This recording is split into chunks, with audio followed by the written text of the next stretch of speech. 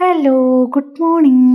അപ്പം ഞാൻ ഇന്ന് രാവിലെ ഒരു 4 മണിക്ക് എഴുന്നേറ്റിട്ടുണ്ടായിരുന്നു. കാരണം 4 മണിയായപ്പോൾ ഞാൻ ഉറക്കം ഞെട്ടി കേട്ടോ. അപ്പോൾ പിന്നെ എനിക്ക് അവിടെ കിടന്ന് ഉറങ്ങാനൊന്നും തോന്നിയില്ല. അപ്പോൾ എഴുന്നേറ്റ് വന്നു. പിന്നെ രാത്രി നല്ല മഴയും കാറ്റൊക്കെ ഉള്ളതുകൊണ്ട് പുറത്ത് എന്തായാലും കുറച്ച് കൂടുതൽ പണിയുണ്ടാവും. അതുകൊണ്ട് ഞാൻ രാവിലെ ചായയൊക്കെ ആക്കി കേട്ടോ. പിന്നെ മഴ പെയ്യുന്ന ഉറപ്പില്ലാത്തതുകൊണ്ട് ഞാൻ ഇന്നലെ ചെടിക്കൊക്കെ വെള്ളമൊക്കെ നനച്ചിട്ടുണ്ടായിരുന്നു. ആ പൈപ്പൊന്നും അങ്ങോട്ടേക്ക് മാറ്റിയിട്ടുണ്ടായിരുന്നില്ല. അതൊക്കെ രാവിലെ എഴുന്നേറ്റ് ഞാൻ അങ്ങോട്ടേക്ക് മാറ്റിയിട്ട് പിന്നെ വേഗം അടിച്ചു വരാമെന്ന് വിചാരിച്ചു. അത്രയ്ക്ക് ചപ്പും കാര്യങ്ങളൊക്കെ ഉണ്ടായിരുന്നു കേട്ടോ.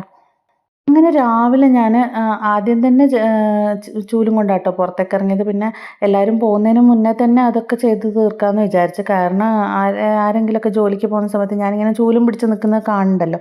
അങ്ങനെ രാവിലെ തന്നെ വേഗം അത് ആദ്യം ചെയ്തു കേട്ടോ. പിന്നെ മാത്രമല്ല ചെറുതായിട്ട് ഇങ്ങനെ നനഞ്ഞ ഒരു മുറ്റം ഇങ്ങനെ അടിച്ചു വാരി വൃത്തിയാക്കി കഴിഞ്ഞാൽ ഇങ്ങനെ ദൂരത്ത് നിന്ന് കാണാൻ നല്ല ഭംഗിയായിരിക്കും കേട്ടോ. ഒന്നും ചപ്പൊന്നും ഇല്ലാതെ കാണാൻ ഒരു പ്രത്യേക ഭംഗിയാണ്. അങ്ങനെ രാവിലെ സജീവേട്ടൻ ചായയൊക്കെ കുടിച്ചതിന് ശേഷം ജോലിക്ക് പോയി. പോകുന്നതിൻ്റെ ഇടയിൽ ഫോൺ എടുക്കാൻ മറന്നിട്ടുണ്ടായിരുന്നു കേട്ടോ. അതൊക്കെ ഞാൻ എടുത്ത് കൊടുത്ത് സജീവേട്ടൻ അങ്ങ് പോയി. പിന്നെ ഞാൻ ഉച്ചക്കേക്ക് കോവക്ക ആക്കാമെന്ന് വിചാരിച്ചിട്ട് കോവക്ക പറിച്ചു വിട്ടു. അപ്പോൾ ചെറിയൊരു വള്ളിയാട്ടോ, എന്നാലും നമ്മൾ അത്ര പേരല്ലേ ഉള്ളൂ, 4 പേരായതുകൊണ്ട് നമുക്ക് വേണ്ടുന്ന അതിൻ്റെ അകത്ത് നിന്ന് കിട്ടുന്നുണ്ട്.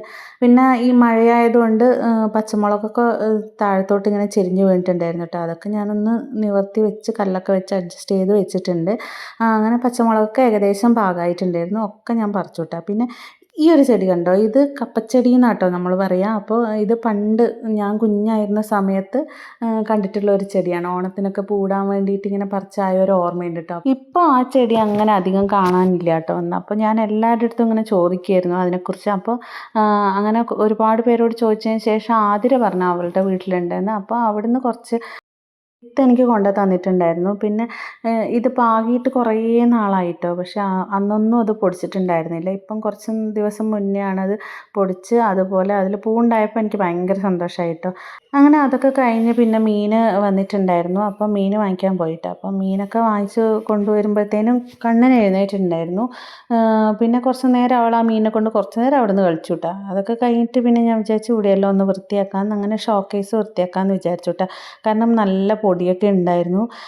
സാധാരണ ഞാനൊരു മാസത്തിൽ 1-2 വട്ടം മാത്രമേ ഇതിങ്ങനെ കഴുകാറുള്ളൂ കേട്ടോ. അപ്പോൾ എങ്ങനെ കഴുകിക്കഴിഞ്ഞാലും നല്ല പൊടിയായിരിക്കും. അപ്പോൾ ഞാനതൊക്കെ കഴുകി തുടച്ച് വൃത്തിയാക്കി വെച്ചിട്ട് അപ്പോഴത്തേന് പൊന്നു എഴുന്നേറ്റുണ്ടായിരുന്നു. പിന്നെ പൊന്നുവിനും കാണാനും ചായയൊക്കെ കൊടുത്തതിന് ശേഷം അവരിങ്ങനെ ഇരുന്ന് ടി വി ആണ് കേട്ടോ. ടി വി ഒക്കെ കണ്ട് ഇരുന്ന് അതൊക്കെ കഴിഞ്ഞ് ഞാൻ ഇതൊക്കെ വൃത്തിയാക്കി കഴിഞ്ഞപ്പോൾ ഞാൻ വിചാരിച്ചു ഇനി ഉച്ചക്കൊക്കെയുള്ള കാര്യങ്ങളൊക്കെ നോക്കാമെന്ന് വിചാരിച്ചു. അങ്ങനെ മീനൊക്കെ മുറിച്ച് വെച്ച് പിന്നെ ഇന്ന് കോവക്ക മെഴുക്ക് വരട്ടിയാട്ടോ ഉണ്ടാക്കിയത്. കാരണം ഇവിടെ ആർക്കും തേങ്ങ ഇട്ടിട്ട് വെക്കുന്നത് അത്ര ഇഷ്ടമല്ല. അപ്പോൾ അതുകൊണ്ട് മെഴുക്ക് വരട്ടി ഉണ്ടാക്കാമെന്ന് വിചാരിച്ചു.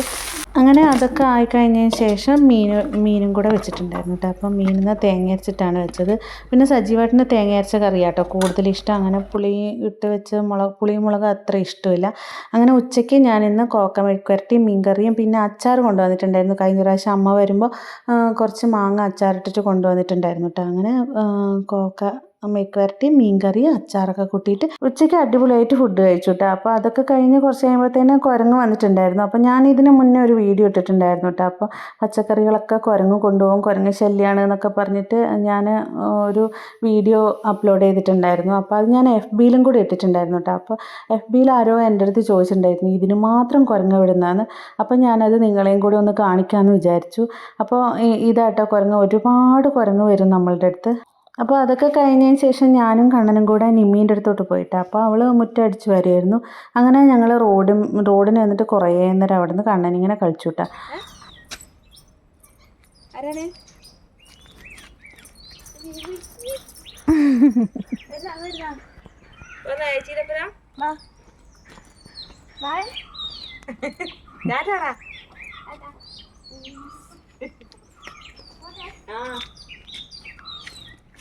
ചേച്ചി പോയില്ലേ?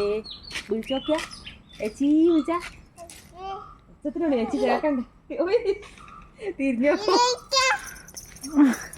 അത് താഴത്തെ വീട്ടിലെ ജയേച്ചീൻ്റെ മോളാട്ടോ, ഹിമ എന്നാണ് പേര്. അപ്പോൾ അവളങ്ങ് പോയതിന് ശേഷം കണ്ണൻ അവിടെയെല്ലാം കുറേ നേരം ഓടിക്കളിച്ചു കേട്ടോ. അപ്പോൾ അതിന് ശേഷം നമ്മൾ തിരിച്ച് വീട്ടിലേക്ക് പോയി. അപ്പോൾ ഇത്രയേ ഉള്ളൂ. ടാറ്റാ.